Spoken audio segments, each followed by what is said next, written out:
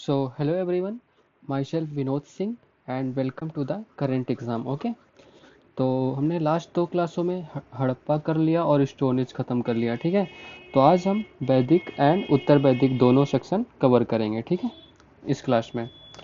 तो this class is most important for your UPPSC RO and SSC exams. ठीक है, क्योंकि मैं सारा कुछ रिवाइज करा के पीवाईक्यू के साथ सब कुछ कवर कर दूंगा। इस क्लास के बाहर से आपको क्वेश्चन बन ही नहीं सकता वैदिक पीरियड से। ठीक है, तो चलिए शुरू करते हैं। वेद क्या है? वेद शब्द की उत्पत्ति विद धातु से हुई है, जिसका अर्थ है जानना, अर्थात मतलब वैदिक ग्रंथों में पवित्र ज्ञान है, उस ज्ञान को जानने से मतलब है वेद का। ठीक है, तो वेदों को चार प्रकार का बताया गया है: ऋग्वेद, सामवेद, यजुर्वेद एंड अथर्ववेद। तो चार प्रकार के वेद होते हैं, ये आप सबको पता होगा। इन चार वेदों को संहिता भी कहा जाता है। ठीक है, तो चार वेदों में से पहला वेद कौन सा है? सबसे पुराना और सबसे इम्पोर्टेंट, यहीं से क्वेश्चन ज़्यादातर बनते हैं, ऋग्वेद है अपना। तो ये सबसे प्राचीन है, पहली बात तो। ठीक है, और इसे 10 पुस्तकों या 10 मंडल्स में बांटा गया है। ठीक है, जिनमें 1028 सूक्त भी हैं। ये 1028 सूक्त वाला क्वेश्चन एग्जाम में पूछा भी जा चुका है एक बार। तो ये 10 मंडल और 1028 सूक्त हैं ऋग्वेद में। और इसका ब्राह्मण ग्रंथ कौन सा है? इसका ब्राह्मण ग्रंथ है कौशिकी एंड ऐतरेय ब्राह्मण। ऋग्वेद के ब्राह्मण है, और इसका उपवेद है आयुर्वेद, और इसके प्रणेता कौन है? प्रजापति। ये उपवेद आयुर्वेद और प्रणेता प्रजापति, इन दोनों को याद रखना है आपको। और इसमें विश्वामित्र का प्रसिद्ध गायत्री मंत्र, ये किस मंडल में है? थर्ड मंडल में, तीसरे मंडल में है। ठीक है, तो गायत्री मंत्र किसका है? रचयिता कौन है उसके? विश्वामित्र। तो ये बात आपको याद रखनी है। और इसी में पुरुष सूक्त की व्याख्या की गई है, जो 10वें मंडल में है। ठीक है, पुरुष सूक्त की व्याख्या की है 10वें मंडल, जिसमें चतुर्वर्ण की व्यवस्था, मतलब जो चार वर्ण की व्यवस्था, वर्ण व्यवस्था है ना, चार वर्ण की, उसके बारे में बताया गया है पुरुष सूक्त में। ऋग्वेदिक का पुरोहित, जो मतलब उद्गाता होता है, वो होत्री के नाम से जाना जाता है, या होत्र के नाम से भी जाना जा सकता है, आप होत्र भी कह सकते हो इसको। ठीक है, और अस्तोमा सदगमय, अस्तोमा सदगमय, ये इसी ऋग्वेद से लिया गया है ये वाक्य। ठीक है, ये जो आपको कोटेशन है ये ऋग्वेद से लिया गया है। इतनी बातें आपको ऋग्वेद के बारे में पता होना चाहिए। चलो नेक्स्ट करते हैं। नेक्स्ट है यजुर्वेद। सॉरी, तो नेक्स्ट है यजुर्वेद। यह मूलतः अर्धर्व पुजारी, मतलब इसके उद्गाता को क्या कहते हैं? अर्धर्व। ठीक है, ये आपको याद रखना है। और जो किसी यज्ञ में लगभग सभी अनुष्ठानिक कार्यों के लिए जिम्मेदार होता है। ठीक है, तो ये यज्ञ के अनुष्ठानिक कार्य करता है, उसके लिए अर्धर्व पुजारी होते हैं। यह मुख्यतः गद्य रूप में है। ठीक है, इसे दो भागों में विभाजित किया गया, पूर्ववर्ती काला और नवीनतम सफेद। और इसका ब्राह्मण कौन सा है? शतपथ ब्राह्मण है। ठीक है, और उपवेद कौन है? धनुर्वेद, जिसके प्रणेता हैं विश्वामित्र जी। और इसी में राजसूय और वाजपेयी यज्ञ का उल्लेख किया गया है, और हाथियों के पालन का उल्लेख भी यजुर्वेद में किया जाता है। ठीक है, किया गया है। सामवेद, नेक्स्ट करते हैं सामवेद। सामवेद चारों वेदों में सबसे छोटा है, सबसे छोटा वेद सामवेद है। सामवेद ऋग्वैदिक छंदों का संग्रह है, जिसे गायन की सुविधा के लिए कविता के रूप में व्यवस्थित किया गया है। और इसमें 1810 मंत्र हैं। ठीक है, 1810 मंत्रों का उल्लेख है। और इसके ब्राह्मण कौन है? पंचविश इसके ब्राह्मण है। उपवेद कौन है? गंधर्व वेद, जिसके प्रणेता नारद जी हैं। और इसी में 7 स्वरों के बारे में बताया गया है, जो सारे गामा वाले होते हैं। भारतीय संगीत का जनक भी किसे कहा जाता है? सामवेद को। और अध्येता कौन है इसके? उद्गाता, उद्गाता कहा जाता है इसके अध्येता को। जैसे इसके अध्येता को अध्वर्यु कहते हैं, इसके सामवेद के अध्येता को उद्गाता कहते हैं। और मंत्र इसमें सूर्य देवताओं को समर्पित है, जो सामवेद के सारे मंत्र हैं वो सूर्य देवताओं को समर्पित हैं। नेक्स्ट है अथर्ववेद। ठीक है, तो नेक्स्ट करते हैं अथर्ववेद। अथर्ववेद जादुई मंत्रों और टोटकों का संकलन है। ये क्वेश्चन आता है, जादुई मंत्रों और टोटकों से कौन सा वेद संबंधित है? तो वो अथर्ववेद होता है। ये अथर्वा ऋषि के नाम पर इसका नाम रखा गया है, और जो बुरी आत्माओं और बीमारियों को दूर भगाने के लिए किया जाता है, अथर्ववेद में ऐसे मंत्रों का संकलन है। अथर्ववेद नवीनतम है, और इसमें कुछ श्लोक ऋग्वेद से भी सम्मिलित हैं। राजा परीक्षित का उल्लेख किया गया अथर्ववेद में, कुछ पॉइंट्स हैं, ये सब याद रखना है। और इसके ब्राह्मण कौन है? गोपथ ब्राह्मण। ये क्वेश्चन बहुत ज़्यादा इंपॉर्टेंट है। अथर्ववेद का ब्राह्मण गोपथ। अध्येता कौन है? अध्येता ब्रह्म कहलाते हैं। और उपवेद इसका शिल्प वेद है, उसके प्रणेता विश्वकर्मा जी हैं। और काशी का प्राचीनतम उल्लेख भी अथर्ववेद में ही किया गया है। और सभा व समिति प्रजापति की दो पुत्रियां अथर्ववेद में ही बताई गई हैं। तो सारे क्वेश्चन प्रीवियस मेरे में आ भी चुके हैं या आगे भी आ सकते हैं। तो जितना भी आ सकता था मैंने चारों वेदों के बारे में बता दिया। इस क्लास से बाहर आएगा ही नहीं, आप वो परेशान मत होना। चलो, प्रत्येक वेद के 4 भाग होते हैं: संहिता, ब्राह्मण, अरण्यक और उपनिषद। तो संहिता किसे कहते हैं? संहिताएं वेदों का सबसे प्राचीनतम भाग है। इसे भगवान के लिए मंत्र, प्रार्थनाएं और भजन शामिल होते हैं, ठीक है, संहिता में। और ब्राह्मण क्या होता है? ब्राह्मण ग्रंथ संहिता अध्यायों की गद्य व्याख्याएं हैं। जो ब्राह्मण ग्रंथ होते हैं वो गद्य व्याख्याएं होती हैं। इसमें बलि, अनुष्ठानों और उनके परिणामों का विवरण और स्पष्टीकरण दिया गया है, ठीक है। अरण्यक, अरण्यक क्या कहते हैं? अरण्यक वन जीवन पर आधारित ग्रंथ है। मतलब ऐसे ग्रंथ जो वनों पर आधारित है उनको अरण्यक कहते हैं। यह बलि, अनुष्ठानों का प्रतीकात्मक और दार्शनिक तरीके से व्याख्या करता है। और मोस्ट इंपॉर्टेंट कौन सा है? उपनिषद, ठीक है, उपनिषद मोस्ट इंपॉर्टेंट है। कुल 108 उपनिषद हैं, जिसमें 13 को सबसे महत्वपूर्ण माना जाता है। उनमें बलिदान, शरीर और ब्रह्मांड के बारे में विभिन्न दार्शनिक विचार शामिल हैं। वे आत्मा और ब्रह्म की अवधारणाओं में सबसे अधिक निकटता से जुड़े हुए हैं। तो आपको सिर्फ ये वाला पॉइंट याद रखना है, 108 उपनिषदों के। और देखो, ये सत्यमेव जयते कहाँ से लिया गया है? मुंडको उपनिषद से। तो मुंडकोपनिषद से सत्यमेव जयते। और तत्वमंसी छंदोग्य उपनिषद से। भारतीय दर्शन का स्रोत या पिता किसे कहा जाता है? उपनिषदों को, ठीक है। और ये अश्वमेघ यज्ञ का उल्लेख कहाँ मिलता है? बृहदारण्यको उपनिषद, ठीक है। यम नचिकेता का संवाद, ये क्वेश्चन में भी आया था। यह नचिकेता से रिलेटेड कुछ क्वेश्चन था, उसका आंसर था कठोपनिषद। तो इतनी बातें आपको उपनिषदों के बारे में याद रखनी है। चलो नेक्स्ट करते हैं। वैदिक आर्यों का भौगोलिक क्षेत्र। प्रारंभ में वैदिक आर्य लोग सप्त सिंधु नामक क्षेत्र में रहते थे। मतलब ये 7 नदियां थे, उन्हीं के आसपास रहते थे, इसलिए इनको आई एम सो सॉरी यार। तो पंजाब हरियाणा का जो क्षेत्र होता था, जो नॉर्थ इंडिया वाला, जैसे ये अपना इंडिया है, तो ये वाला जो एरिया होता था ना, तो यहाँ पे आर्य लोग रहते थे, ठीक है। तो और 7 नदियाँ कौन कौन सी शामिल थी? सिंधु, बितिस्ता जिसको झेलम कहते हैं, अस्किनी चिनाब, परुशड़ी रावी, बिपाशा ब्यास, सतुद्री सतलज, सरस्वती घग्गर, गोमल गोमती। अच्छा देखो, ये जो 7 नदियां हैं ना, इनके पुराने नाम और नए नाम दोनों याद रखना है, कई बार क्वेश्चन पूछा जाता है, ठीक है। ये अस्किनी वाला क्वेश्चन आया है और बितिस्ता, ये दोनों क्वेश्चन आ चुके हैं, तो आगे भी ऐसे क्वेश्चन आपको देखने को मिल सकता है, ठीक है। चलो फिर देखो, वैदिक काल में यहाँ तक सीमित रहे, बाद में उत्तर वैदिक काल में ये लोग उत्तर प्रदेश बिहार तक भी अपना फैल गए धीरे धीरे, ठीक है। तो ये सब बातें आपको याद रखनी है। वैदिक काल 1500 से 600 ईसा पूर्व।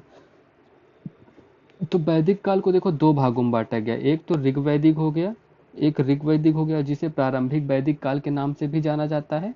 और इसका समय क्या हुआ? 1500 ईसा पूर्व से 1000 ईसा पूर्व, ठीक है। और बाद का जो चरण है उसको उत्तर वैदिक काल के नाम से जाना जाता है, जो 1000 से 600 ईसा पूर्व के बीच माना जाता है। तो ये दोनों पार्ट आपको याद रखने हैं और उन दोनों के बारे में साथ साथ डिस्कस करेंगे, ठीक है। चलो तो चलो वैदिक काल का राजनीतिक जीवन देखते हैं। देखो, ये प्रारंभिक वैदिक काल है, ये उत्तर वैदिक काल है। अब इनमें कंफ्यूज मत होइएगा, ध्यान से पढ़िएगा, ठीक है। ये स्लाइड, तो सामाजिक इकाई, आर्यों की मुख्य सामाजिक इकाई को जन के नाम से जाना जाता है। ये ध्यान से करना आप लोग, क्योंकि ये क्वेश्चन जन वाला क्वेश्चन भी आ चुका है। और उत्तर वैदिक काल में जनपद की अवधारणा उभरी और उत्तर वैदिक ग्रंथों में राष्ट्र शब्द का भी पहली बार प्रयोग किया गया, ठीक है। मुखिया और या राजा कौन होता था? जन का प्रमुख राजन होता था, जिसका मुख्य कार्य जन और मवेशियों की दुश्मनों से रक्षा करना होता था। तो प्रारंभिक वैदिक काल में कौन होता था? राजन होता है, जन का प्रमुख। राजन या मुखिया अब उस क्षेत्र के रक्षक की भूमिका निभाने लगे जहां जनजाति के लोग बसे हुए थे। अब ये लोग रक्षक हो गए, पहले यही लोग मुखिया होते थे, प्रमुख होते थे राजन लोग। प्रमुख का पद क्या होता था? वंशानुक्रम और राजनीतिक सभाएं वंश के लोगों में से राजा के चयन में शामिल नहीं होती थी। तो वंशानुक्रम होता था, ठीक है। और उत्तर वैदिक काल में भी वंशानुगत और विस्तृत राज्याभिषेक अनुष्ठान वगैरह होते थे। वाजपेयी और राजसू यज्ञ वगैरह आपने सुना अभी। प्रशासन कैसा होता था? राजा को अपने कार्य में सभा, समिति, बिदत, गण और परिषद नामक जनजातीय सभाओं से सहायता मिलती थी, जिसका उल्लेख ऋग्वेद में मिलता है। सभा क्या होती थी? चुनिंदा कबीले सदस्यों की परिषद। समिति में संपूर्ण वंश सम्मिलित होता था। ठीक है, तो सभा में कुछ प्रमुख लोग होते थे और समिति में पूरे जो ग्रुप होता था पूरा सम्मिलित होता था। उत्तर वैदिक काल में इस समय के दौरान सभा ने प्रासंगिकता में समिति को पीछे छोड़ दिया, मतलब सभा का बहुत ज्यादा विकास हो गया, जबकि जो समिति है वो उसका मतलब धीरे धीरे अस्तित्व खत्म होने लगा, उसकी मतलब बात उतनी नहीं समझी जाती थी। चलो, कर कौन कौन से थे? लोगों ने मुखिया को वह उपहार दिया जो बलि के नाम से जाना जाता था, मतलब बलि नाम का आप कर कह सकते हो, और ये विशेष अवसरों पर ही दिया जाता था। ठीक है, स्वैच्छिक रूप से, मतलब ऐसा कोई जरूरी नहीं था कि देना ही है यार तुम लोगों को।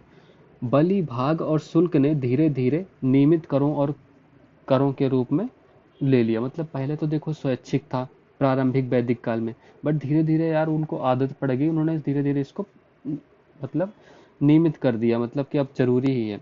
सेना, सेना या सक्षम आदिवासियों से बनी एक अस्थायी लड़ाकू सेना थी, मतलब कुछ लोग थे जो रक्षक थे, उन्हें को सेना के नाम से जाना जाता था। एक अल्प विकसित सेना उभरी, मतलब उत्तर वैदिक काल में एक मतलब संगठित अल्प विकसित सेना उभरी, और ये सभी लोगों द्वारा दिए गए करों पर निर्भर थे, मतलब ये कर जो देता था ना उसी से उनका पालन पोषण होता था। ब्राह्मणों की क्या स्थिति थी? कुलों में बड़े बड़े यज्ञ या बलिदान आयोजित किए जाते थे, जिन्हें पुरोहितों द्वारा संपन्न किया जाता था। उन्हें राजाओं के उपहारों का एक बड़ा हिस्सा प्राप्त होता था, और वे कबीले के अन्य सदस्यों की तुलना में श्रेष्ठ स्थान रखते थे, मतलब ब्राह्मण और पुजारी ही श्रेष्ठ थे तब। उत्तर वैदिक काल में क्या हुआ? राजन्य का महत्व बढ़ता गया, ब्राह्मणों का महत्व भी बढ़ता गया। बाद के काल में कार्यवाहक पुरोहितों का दर्जा देवताओं के बराबर हो गया, मतलब पुरोहित जो थे ना, जो पूजा वगैरह कराते थे, उनका पद बढ़ता गया। ब्राह्मण को दान से संतुष्ट होना पड़ता था, मतलब जो ब्राह्मण थे उनको दान से संतुष्ट होना पड़ता था। तो ये बातें आपको याद रखनी, इनकी छोटी छोटी बातें ना क्वेश्चन बना के रख देते हैं पीसीएसआरओ वाले, तो आपको ध्यान से ये सब दिमाग में बैठाल के रखना है ये सब। ठीक है, चलो वैदिक काल का सामाजिक जीवन। तो परिवार, प्रारंभिक वैदिक काल में सामाजिक जीवन कैसा होता था? यह परिवार एक बड़े समूह से संबंधित था, जिसे बिस या कबीले के नाम से जाना जाता था, मतलब एक कबीला होता था, मतलब बड़े से परिवार के रूप में। ठीक है, तो ये बिस या कबीले के नाम से जाना जाता था। एक या एक से अधिक वंश मिलकर जन या जनजाति बनाते थे। देखो, एक वंश हो गया वो परिवार हो गया, फिर दो तीन वंश हो गए एक कबीला हो गया, तो ऐसे बनता था ये परिवार। ठीक है, जन सबसे बड़ी सामाजिक इकाई थी। ठीक है, परिवार वैदिक समाज की मूल इकाई बना हुआ था। उत्तर वैदिक में भी परिवार ही मूल इकाई था। 3 या 4 पीढ़ियों के एक साथ रहने से उत्तर वैदिक परिवार इतना बड़ा हो गया कि उसे संयुक्त परिवार कहा जाने लगा। तो परिवार की स्थिति ज्यादा कुछ नहीं बदली। वर्ण व्यवस्था कैसी थी? मोस्ट इंपॉर्टेंट पॉइंट है ये। प्रारंभिक वैदिक काल में वर्ण व्यवस्था नहीं थी, ये आपको याद रखना है, नहीं थी। ठीक है, बल्कि उत्तर वैदिक काल में ब्राह्मण, क्षत्रिय, वैश्य और शूद्र 4 वर्ण दिखने लगे। महिलाओं की कैसी स्थिति थी? महिलाओं की स्थिति बताओ। समाज की पितृसत्तात्मक प्रकृति के बावजूद महिलाओं ने इसमें महत्वपूर्ण भूमिका निभाई। तो महिला कवित्री भी हुई, पाला, विश्वघरा, घोषा और लोपामुद्रा। ठीक है, तो प्रारंभिक वैदिक काल में तो अच्छी थी महिलाओं की स्थिति। वे अपने साथी चुनने के लिए स्वतंत्र थे, अब जो चाहे शादी कर सकते थे। ठीक है, और उत्तर वैदिक काल में क्या हुआ? उन्हें पुरुषों के अधीन माना जाता था, और सार्वजनिक बैठकों में उनकी भागीदारी प्रतिबंधित कर दी गई। बाल विवाह आम होते जाते, मतलब बचपन में विवाह होने लगे, सार्वजनिक बैठकों में उनको मना किया जाने लगा। ठीक है, तो मतलब महिलाओं की स्थिति थोड़ा गड़बड़ा गई उत्तर वैदिक काल में, पुरुष डोमिनेट करने लगे। हाँ बेटा, मिनट गाइस, चलो। वर्णाश्रम क्या क्या व्यवस्था थी? प्रारंभिक वैदिक काल में ऐसी कोई व्यवस्था नहीं थी, जबकि उत्तर वैदिक काल में संन्यास चौथा चरण जोना गया था। ठीक है, तो ये ब्रह्मचर्य, गृहस्थ और वानप्रस्थ आश्रम तो थे ही, संन्यास भी जोड़ दिया गया। वर्ण के साथ मिलकर इसे वर्णाश्रम धर्म के नाम से जाना जाने लगा। जनजातीय संघर्ष कैसा था? अधिक चारागाह भूमि और मवेशियों की बढ़ती आवश्यकता ने अंतर जनजातीय और अंतर जनजातीय संघर्षों और युद्धों में वृद्धि में योगदान दिया। मतलब देखो, पशुपालन तो आम हो गया था, तो पशु एक चराने के लिए उनको जमीन चाहिए होते थे, इस वजह से संघर्ष होते थे। ठीक है, तो अंतर जनजातीय संघर्ष अक्सर होते थे। इसमें से 10 राजाओं का युद्ध हुआ था जिसमें भरत राजा जीते थे, राजा भरत, है ना। तो वो ऋग्वेद में वर्णित किया गया। ये क्वेश्चन अभी आगे मिलेगा आपको। जनजाति जनजातियों के बीच संघर्ष और जनजातियों के भीतर संघर्ष की प्रकृति भी बदल गई। अब झगड़े भूमि अधिग्रहण के लिए होने लगे, मतलब अब कब्जा करने के लिए होने लगे, जो अभी भी चल रहे हैं भाई। ये तो भूमि वाला सीन तो अभी भी चल रहा है। गोत्र प्रणाली कैसी है? प्रारंभिक वैदिक समाज में ऐसी कोई व्यवस्था नहीं थी, ठीक है, नहीं थी। पर इसमें विकसित गोत्र का अर्थ है कि एक समान गोत्र वाले लोग एक ही पूर्वज के वंशज थे। इसमें गोत्र का विकास होने लगा और मतलब एक ही गोत्र में विवाह वगैरह का सीन चलने लगा, ठीक है। शादी कैसी थी? विवाह आमतौर पर एक विवाही था, लेकिन सरदार कभी कभी बहुविवाह का भी अभ्यास करते थे। बहुविवाह के प्रचलन के बावजूद एकल विवाह का प्राथमिकता दी गई, मतलब बात पहले एकल विवाह, फिर बहुविवाह, फिर एकल विवाह पे आके ये लोग टिक गए, जो आज भी एकल विवाह ही चलता है हिंदू धर्म में। वैदिक काल में धार्मिक जीवन कैसा था? ठीक है, धार्मिक जीवन के बारे में बताओ आप लोग। ऋग्वैदिक देवता कौन से थे? इंद्र, अग्नि, वरुण, मित्र, घोष, पूषण, यम, सोम आदि सभी पुरुष देवता थे। उषा, सरस्वती और पृथ्वी जैसे कई देवियां देवताओं के समूह में द्वितीय स्थान में रखती थी, मतलब पहले पुरुष देवताओं का स्थान था, उसके बाद देवियों का स्थान था। ऋग्वेद में सबसे अधिक बार उल्लेखित देवता इंद्र हैं। ये नाम आपको क्वेश्चन में देखने को मिल सकता है। उत्तर वैदिक काल में क्या सीन था? विष्णु और रुद्र, जो ऋग्वेद में छोटे देवता थे, प्रमुखता से उभरे। पूषण, जो मवेशियों की रक्षा करते थे, शूद्रों के देवता बन गए, ठीक है। तो ये नाम याद रखना, पूषण शूद्रों के देवता, मवेशियों की रक्षा करते थे। यज्ञ का क्या सीन है? बलिदानों में भजन और प्रार्थनाएं गाई जाती थी, और ये यज्ञ आमतौर पर पुजारियों द्वारा किए जाते थे, ठीक है। और बलि अनुष्ठान के परिणाम स्वरूप गणित और पशु शरीर रचना विज्ञान के ज्ञान का विस्तार और विकास हुआ, मतलब थोड़ा बहुत विकसित होने लगे। उत्तर वैदिक काल में क्या सीन था? महत्वपूर्ण यज्ञों में अश्वमेघ यज्ञ, वाजपेयी और राजसूय शामिल थे, ठीक है। तो ये 3 यज्ञ भी शामिल होने लगे, जो अपने राज्यतंत्र का प्रसार वगैरह करने के लिए किया जाता था, ठीक है। अब पुरोहितों का प्रभुत्व देखा गया यज्ञों में, तो वो तो बता ही चुका हूं मैं आपको। चलो, आर्थिक जीवन कैसा था? तो ऋग्वैदिक स्रोत वैदिक समाज में मवेशियों के महत्व, मतलब पशुओं का महत्व बहुत ही था, क्योंकि गाय को लोग माता मानते थे तभी से। शब्द गौ, जिसका अर्थ गाय है, कई अन्य शब्दों का मूल है। मवेशी धन का प्राथमिकता माप थे, मतलब जिसके पास जितना ज्यादा मवेशी ना, उतना ही ज्यादा वो अमीर माना जाता था। एक धनी व्यक्ति जिसके पास बहुत सारे मवेशी होते थे, उसे गोमत कहा जाता था। गोमत याद रखना आप लोग, ठीक है। और राजा या मुखिया को गोपति कहते थे, मतलब गायों की रक्षा करने वाला कहा जाता था। और जो संघर्षों और लड़ाइयों को गविष्ट, गवेशान या गब्बत अन्य शब्दों से संदर्भित किया जाता था। ऋग्वेद में समय की माप के लिए गोधूली शब्द का प्रयोग किया गया, मतलब गोधीली, मतलब गोधूली बेला। अब भी आप सुनते होंगे कभी कभी, शाम का वक्त होता है उसको गोधूली बेला कहते हैं, ठीक है। दूरी को गव्युति कहते थे, ये आपको याद रखना, ठीक है। गोधूली शब्द भी, और गोमत और गोपति और गव्युति, ये सारे शब्द याद रखना है आपको। बेटी को दुहित्री कहा जाता था, अर्थात वह जो गायों का दूध दुहती है। गायों का दूध निकालने वाली स्त्रियों को दुहित्री कहा जाता था, ठीक है। नातेदारी इकाइयों को गोत्र के रूप में नामित किया गया, ठीक है। तो इतनी बातें आपको पता होनी चाहिए। चलो, व्यवसायिक गतिविधि कौन कौन सी थी? पशुपालक समाज में प्रमुख व्यवसायिक गतिविधि पशुपालन ही थी, मतलब पशुपालन ही मेन था प्रारंभिक वैदिक काल में, ठीक है। और उत्तर वैदिक काल में पशुचारण से गतिहीन कृषि प्रधान समाज में परिवर्तन। तो उत्तर वैदिक काल में भी पशुओं की प्रधानता रही।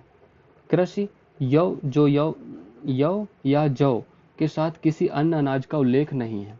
स्थानांतरित कृषि का प्रचलन था, मतलब पहले यहाँ पे, कुछ दिन बाद यहाँ पे, कुछ दिन बाद यहाँ पे, ऐसे स्थानांतरित कृषि का प्रचलन था। और उत्तर वैदिक काल में चावल लोगों का मुख्य आहार था। वैदिक ग्रंथ में चावल का उल्लेख ब्रीह, ठीक है, ब्रही नाम से तंदुला और साली के रूप में किया जाता था। ये तीनों वर्ड आपको याद रखने हैं, ठीक है, इंपॉर्टेंट है, ये क्वेश्चन आपको पूछा जा सकता है। ऐसा प्रतीत होता है कि इस काल में दोहरी फसल पद्धति भी प्रचलित थी। तो ये क्वेश्चन आ भी चुका है, शायद कहीं आरओ में पूछा था प्रीवियस ईयर में, कि दोहरी फसल की शुरुआत कब से हुई, तो ये उत्तर वैदिक काल से मानी जाती है। जौ के अलावा लोगों ने गेहूं, चावल, दालें, मसूर, बाजरा, गन्ना और अन्य फसलें उगाना शुरू कर दिया। धीरे धीरे विकास हुआ कृषि में। पशुओं का पालन बताओ। पशुओं का पालन पोषण, मवेशी, भेड़, बकरी और घोड़े दूध, मांस और खाल के लिए पाले जाते थे, मतलब यही खाने पीने के सामान के लिए। भैंस को कृषि प्रयोजनाओं के लिए पालतू बनाया गया, जो आज भी है भैंस हमारी फेवरेट। इस दौरान भगवान इंद्र को हल के देवता की उपाधि दी गई। लोगों को तो भैंस के दूध के अलावा कुछ चाहिए भी नहीं, गाय का दूध तो ऐसे दुत्कारते हैं, पता नहीं क्या ही है। वैसे मुझे भी नहीं अच्छा लगता, बट ठीक है, आप लोग भी बता ही दीजिएगा। कर कर कैसे थे? लोग मुखिया को बलि के नाम से दान देते थे, उसी को कर के रूप में देखा जाता था। और कल कर वसूली के लिए किसी अधिकारी को नियुक्त नहीं की गई थी। बट उत्तर वैदिक काल में बलि, भाग और शुल्क के रूप में कर धीरे धीरे नियमित हो गया। भाग दुहा, कर वसूलने वाले अधिकारी का नाम लुघा नहीं है, ये इसका नाम है भाग दुहा। ठीक है, ये क्वेश्चन भी आपको देखने को मिलेगा। गलत छप गया है लगता है। लौह प्रौद्योगिकी देखो, लोहे की तकनीक का उपयोग नहीं करते थे, मतलब तांबे से ही परिचित थे, लोहे का परिचय अभी भी नहीं था। बट उत्तर वैदिक काल में लोहे से बनी सॉकेट युक्त कुल्हाड़ियां और लोहे की नोक वाले हलों और कुदालों ने कृषि की दक्षता बढ़ा दी। ये लोहे वाला आपको याद रखना, ठीक है। लोहे का प्रचलन कब शुरू हुआ? उत्तर वैदिक काल से। विनिमय का माध्यम, गायें विनिमय का सबसे लोकप्रिय साधन थी, मतलब सामान का आदान प्रदान। गायों को एक धन की तरह देखा जाता था, मतलब जो पैसा है उसी को गाय मानते थे। पुजारियों को बलिदान करने के लिए गाय, घोड़े और सोने के आभूषण दिए जाते थे। बाद के समय में लेन देन में निष्क नामक सोने के सिक्के, ये निष्क नामक सोने का सिक्का प्रयोग में किया जाता था। ये इंपॉर्टेंट है, इसको आपको याद रखना है। निष्क याद रखना, सोने का सिक्कों को क्या कहते थे? निष्क। ठीक है, चलो चलो प्रीवियस ईयर क्वेश्चन करते हैं। आज का इतना ही था, हो गया, ठीक है, जो भी था। चलो प्रीवियस ईयर क्वेश्चन। निम्नलिखित में से कौन सा ब्राह्मण ग्रंथ ऋग्वेद से संबंधित है? ऐतरेय, गोपद, शतपथ, तैतरीय। बताओ कौन सा संबंधित है?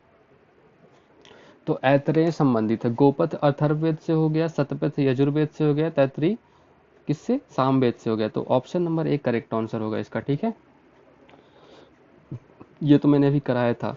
ये देखो, गोपथ ब्राह्मण किससे संबंधित है? ये अथर्ववेद से संबंधित है। ठीक है, चलो। ऋग्वेद है भजनों का संग्रह, कहानियों का संग्रह, शब्दों का संग्रह, युद्ध का पाठ। बताओ भाई, ये कौन सा है? ऋग्वेद कहाँ से संबंधित है? तो ऋग्वेद भजनों का संग्रह है। ठीक है, ठीक है, चलो। तो ऋग्वेद हो गया भजनों का संग्रह। नेक्स्ट क्वेश्चन, निम्नलिखित में से कौन शुक्ल यजुर्वेद की संहिता है? संहिता बताओ, शुक्ल यजुर्वेद की संहिता कौन सी, किसे कहते हैं? तो वो वाजसनमी। ठीक है, ये क्वेश्चन आप लोग याद रखना, ये मैंने शायद नोट्स में नहीं कराया, तो इसको यहाँ से नोट कर लेना। ठीक है।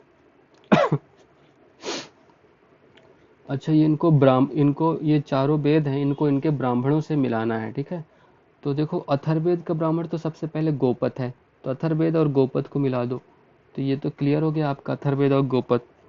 ऋग्वेद का क्या है? ऋग्वेद का ऐतरेय अभी हमने अभी किया।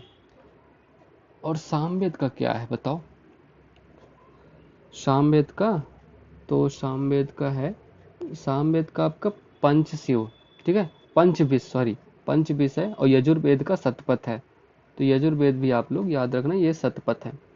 तो कौन सा ऑप्शन करेक्ट हो रहा है ऐसे? तो सी नंबर। ठीक है, तो फर्स्ट का थर्ड है ना, सी, हाँ सी ही करेक्ट हो रहा है। ठीक है, तो ये सारे वेदों को उनके ब्राह्मणों से मैच करना था। चलो नेक्स्ट, निम्नलिखित में से कौन सा वैदिक साहित्य का सही क्रम है? बताओ। तो सबसे पहले तो वैदिक संहिताएं हैं, तो उसने तो ये गेम तो पहले ही खेल चुका है। ठीक है, तो सबसे पहले वैदिक संहिताएं हैं। वैदिक संहिताएं हो गई, फिर ब्राह्मण हो गया, फिर अरण्यक हो गया, फिर उपनिषद हो गया। ये मैंने अभी पीछे ही स्लाइड्स में कराए हैं ये क्रम। ठीक है, तो ये option number A he correct answer होगा इसका। ठीक है, चलो नेक्स्ट, सूची एक को सूची दो से सम्मिलित करें। चलो, अच्छा देखो, मैंने एक क्वेश्चन कराया था ना भी, चावल को क्या कहते हैं? चावल को ब्रही नाम से जाना जाता था। ठीक है, बाकी सारे आप भी चलो यहाँ भी कर ही लेते हैं जो भी थे। कितने क्वेश्चन करे हैं आज हमने? ठीक है, चलो, अच्छा, ठीक है। तो चावल को क्या कहते हैं? चावल को ब्रही कहते हैं। ठीक है, तो फर्स्ट एक सेकंड नंबर है, तो बाकी तो आप मिला ही लो, बी का थर्ड हो गया। मुदगा किसे कहते हैं? मुदगा को मूंग कहते हैं, ये तो मैच भी हो रहा है। यव को बाजरा कहते हैं, ये भी हमने करा है, ठीक है। यव को बाजरा कहते हैं। और इच्छू को क्या कहते हैं? अरे यार, ये कैसे सेम हो गया? इच्छू को क्या कहते हैं? इच्छू को गन्ना कहते हैं, ठीक है। तो ये बातें आपको याद रखनी, इतनी बातें आप लोग याद रखनी। तो option number D correct answer होगा, ठीक है इसका। चलो नेक्स्ट करते हैं। किस वेद में सभा और समिति को प्रजापति की दो पुत्रियां कहा गया? अथर्ववेद में। ये तो क्वेश्चन कराया मैंने चीख चीख के अभी, ठीक है। डी नंबर करेक्ट आंसर होगा। वैदिक प्रशासन के दौरान किस अधिकारी को भाग दुहा, ये भाग सही से नहीं लिख पा रहे यार, तो भाग दुहा, मैं भी गलत कर रहा हूँ यार, चलो। तो भाग दुहा, ठीक है, भाग दुहा, आप ऐसे लिख लेना। तो भाग दुहा के नाम से जाना जाता था। जुआ विभाग का मुख्य अधिकारी राजस्व, ये जो राजस्व संग्रह करता था ना, इसी को भाग दुहा के नाम से जाना जाता था, ठीक है। तो option number B correct answer होगा। कुछ और देख लो तुम लोग। ये पुरोहित को राजा का मुख्य प्रमुख परामर्शदाता के नाम से जाना जाता था। सेनानी सेना का प्रमुख, ग्रामीणी ग्राम का मुखिया, महिषी राजा की पत्नी, सूत रथ सेना का नायक, संग्रहीता कोषाध्यक्ष के नाम से, भाग दुहा कर जमा करने वाला। ये भाग दुध ही है शायद यार, इसको देख लेना, ऐसे कुछ मिल सकता है, भाग दुहा भी मिल सकता है, भाग दुध भी मिल सकता है, ठीक है। अक्षवाप आय व्यय गणनाध्यक्ष एवं द्यूत क्रीड़ा में राजा का मित्र। छत्र या छता प्रतिहारी या दैवारिक के नाम से जाना जाता है, ठीक है। तो ये भी आपको पढ़ लेना है। चलो नेक्स्ट क्वेश्चन। वैदिक अनुष्ठानों में होत्र का संबंध मैंने बताया ना, पढ़ाया तो है अभी। तो होत्र का संबंध किससे था? यजुर्वेद से, ठीक है। तो option number B, sorry Rigveda से, होत्र का संबंध ऋग्वेद से, ठीक है। चलो अब कुछ वन लाइनर्स कर लेते हैं यार, इनको तुम खुद कर लेना, ठीक है। मैं इनको पढ़ नहीं रहा हूँ, तो आप लोग इनका पॉज करके इनको सारे देख लेना। वैसे पीछे मैंने सारे क्वेश्चन करा दिए होंगे, तो उन्हीं में से होंगे। जो क्वेश्चन नए होंगे उनको आप नोट कर लेना, ठीक है। तो देख लो ये सब आप लोग उनको नोट कर लेना, जो भी नए हों। बट चलो करा ही देता हूँ। मंत्र फेमस एज गायत्री मंत्र is found in text eight first Rigveda, ठीक है। गायत्री मंत्र कहाँ पाया जाता है? ऋग्वेद में। There is similarity in Rigveda and Avesta. Avesta is associated with region Iran, Iran में ऐसा वेद था एक, उससे ऋग्वेद को सिमिलर माना जाता है। The most ancient Veda Rigveda, in Vedas sabha and samiti are called, ये अथर्ववेद में भी हमने करा। Vajasaneyi is a Samhita of Shukla Yajurveda, ठीक है। तो ये क्वेश्चन भी हमने किया। The basic script of Rigveda was Devanagari, ये याद रखना है आपको। Collection of the following is based on Rigveda is Samaveda, ठीक है। ये कुछ क्वेश्चन हैं, प्रीवियस ईयर क्वेश्चन है, जो सारे आंसर लिख रखे हैं यहाँ। The early mention about Ayurveda in Atharvaveda, ठीक है। अथर्ववेद में आयुर्वेद का मेंशन किया गया था। Rigvedic religion was polytheistic. The people during Rigvedic period believed basically in sacrifices and rituals, ठीक है। बलिदान और रिचुअल्स में भरोसा करते थे। The word gotra occurs for the first time in Rigveda, gotra में ऋग्वेद में ही पता चला। The maximum number of mantras in Rigveda belongs to Agni, Agni के सबसे ज्यादा मंत्र हैं। In which Vedic epic the word varna is found at first? Rigveda, okay. ये ऋग्वेद में ही सारे वर्ण सिस्टम वगैरह सब कुछ मिला। The EPIC which mention about पुरुष मेधा याजना इन शतपथ ब्राह्मण में, ये आपको याद रखना है, ठीक है। ये सब क्वेश्चन मैंने कराया तो नहीं है, तो ये आपको याद रखना है। गोपथ ब्राह्मण अथर्ववेद ये हो गया है। The word yava referred in Rigveda is barley, मतलब यव को जव के नाम से जाना जाता था, ठीक है। Next, the following river is called as मेट तमा, देवी तमा एंड नदी तमा इन ऋग्वेद इज सरस्वती, ठीक है। सरस्वती को इन नामों से जाना जाता था। The famous battle of 10 kings as described in the Rigveda was fought in Parushni, Parushni नदी के किनारे हुआ था। Nishka during ancient stands for gold jewellery, अभी निष्क बताया था ना, गोल्ड को, सिक्कों को निष्क कहा जाता था। The term nishka which meant an ornament in the Vedic period, coin है, ठीक है। निष्क नाम का क्वाइन था। In this Upanishad Yamanachiketa conversation on spiritual knowledge, Kathopanishad बताया था, ये क्वेश्चन हुआ था। The most mentioned river in early Vedic literature is Indus, ठीक है। An inscription of 14th century BC which describes the Vedic gods has been found in बोगहजकोई। ये question आपको याद करना है, ये कराया तो नहीं मैंने। Manu Smriti is basically related to law, ठीक है, नियम थे उसमें। Following was the considered as valuable asset during Rigveda period. Cow, गाय को बहुत ज़्यादा वैल्यूएबल माना जाता था। This animal was called Aghanya during Vedic period. Cow को अघन्या कहते थे, ठीक है। The national motto of India Satyameva Jayate inscribed below the emblem of India is taken from Mundakopanishad. ये भी हमने कर लिया है पीछे। Vedic text talk about salvation. दास प्रथा किसमें था? उपनिषद में बताई गई। Upanishad are text on philosophy, मतलब दर्शन के ऊपर इनमें टेक्स्ट है। चलो, the following Vedic deity was believed to be their priest Brihaspati, ठीक है। Following is described as god of war in Rigveda. Indra को कहते थे। The most of Rigvedic suktas are devoted to Indra. Following was the most popular God in early वैदिक इंद्र, ठीक है, ये सब पता ही होगा आपको। The name of which of the following Vedic deity is not mentioned in Boghazkoi inscription. तो ये अग्नि था, इस अग्नि का मेंशन नहीं हुआ था। Boghazhkoi is important because name of the Vedic deities and goddess is mentioned on the inscription found there. The following inscription tells about the Aryan movement from Iran to India. Boghazhkoi, ये काफ़ी important लग रहा है, इसको आप पढ़ लेना, ठीक है, बोघाजकोई को। The following were regarded as the hub of Aryan culture during the later Vedic period. कुरु एंड पाचाल, उत्तर प्रदेश का जो एरिया था वो हब हो गया बाद में। The following official during post-Vedic era was not included in Ratnin Sthapati.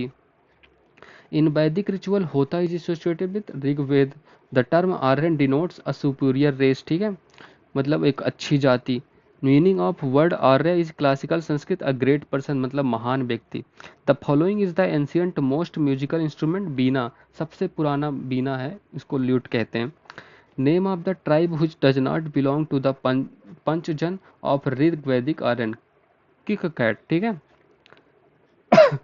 सर्ग, प्रतिसर्ग, वामशा, मानवतन, सॉरी, मनवंत्रास एंड ये क्या लिखा है, वंशन चुक्रिका, ठीक है। और द इंडिकेटर ऑफ पुराण, ये सब पुराण है, इनके नाम याद रखना, क्या ही है, आप लोग समझ जाओगे ये तो, ठीक है। So that's all for this class. I hope आप ये कर लेना यार, इनको मैं क्लियर कर सकता हूँ वैसे आप चाहो, जिसका स्क्रीनशॉट ले लेना आप, ठीक है। तो इसका स्क्रीनशॉट ले लेना आप, तो ये आपके लिए काफ़ी इंपॉर्टेंट होगा, इनको आप कर लेना, ठीक है, क्योंकि ये इससे क्वेश्चन आ सकते हैं, और ये बोघाजकोई वाला आप क्वेश्चन जरूर कर लेना, ठीक है। चलो, मैं इनको साफ कर रहा हूँ, तो आप लोग इनको कर लेना।